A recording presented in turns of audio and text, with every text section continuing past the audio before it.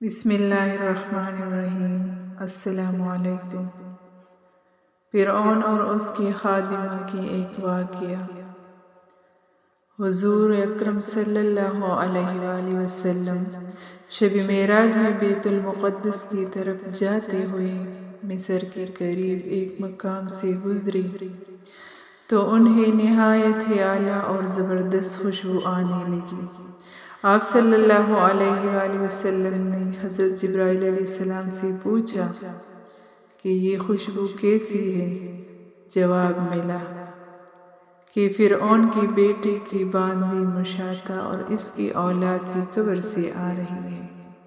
پھر حضرت جبرائیل علیہ السلام نے اس کا قصہ بیان کیا کہ مشاطہ فرعون کی بیٹی کی خادمہ تھی اور وہ خفیہ طور پر اسلام لا چکی تھی۔ ایک دن فرعون کی لڑکی کو کنگھی کرتے ہوئے اس کے ہاتھ سے اتفاقاً کنگھی گر پڑی۔ وہ اٹھانے لگی تو اس کی زبان سے بے ساختہ بسم اللہ نکل گیا۔ اس پر شہزادی نے کہا کہ تو نے آج عجیب کلمہ بولا، رب تو میرے باپ فرعون ہی ہے، تو پھر تم نے یہ کس کا نام لیا ہے؟ اس نے جواب دیا، فرعون رب نہیں بلکہ رب وہ اللہ ہے جو مجھے اور تجھے اور خود فرعون کو روزی دیتا ہے۔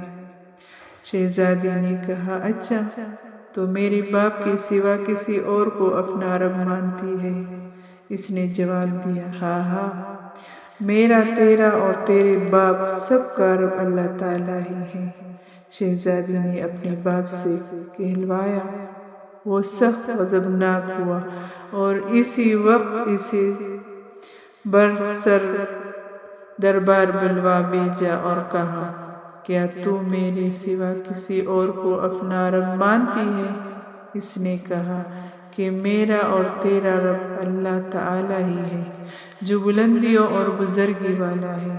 فرعون نے اس وقت حکم دیا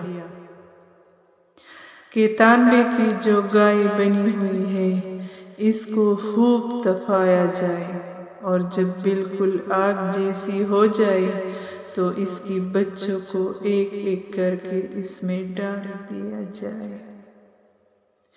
آخر میں خود اسی میں ڈال دیا جائے۔ چنانچہ وہ گرم کی گئی۔ جب آگ جیسی ہو گئی تو حکم دیا کہ اس کے بچے کو ایک ایک کر کے اس میں ڈالنا شروع کر۔ اس نے کہا، بادشاہ ایک درخواست میری منظور کر، وہ یہ کہ میری اور میرے ان بچوں کی ہڈیاں ایک ہی جگہ ڈال لینا۔ اس نے کہا، اچھا، تیرے کچھ حقوق ہمارے ذمہ ہیں اس لیے منظور ہے۔ اس کی دونوں بچیاں اس کی آنکھوں کے سامنے اس میں ڈال دی گئی اور وہ فوراً جل کر راکھ ہو گئی۔ پھر سب سے چھوٹے کی باری آئی جو ماں کی چھاتی سے لگا ہوا دودھ پی رہا تھا۔ فرعون کے سپاہیوں نے اسے گھسیٹا تو اس نیک بندی کی آنکھوں تلے اندھیرا چھا گیا۔ اللہ تعالیٰ نے اس بچے کو اس وقت زبان دے دی اور اس نے بآواز بلند کہا، اماں جان! افسوس نہ کر اماں جان، ذرا بھی فس و فیش نہ کرو، حق پر جان دینا ہی سب سے بڑی نیکی ہے۔ چنانچہ انہیں صبر آ گیا۔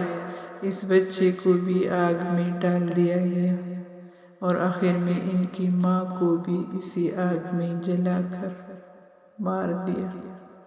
یہ خوشبو کی مہکیں اسی کی جنتی محل سے آ رہی ہے۔ سبحان اللہ۔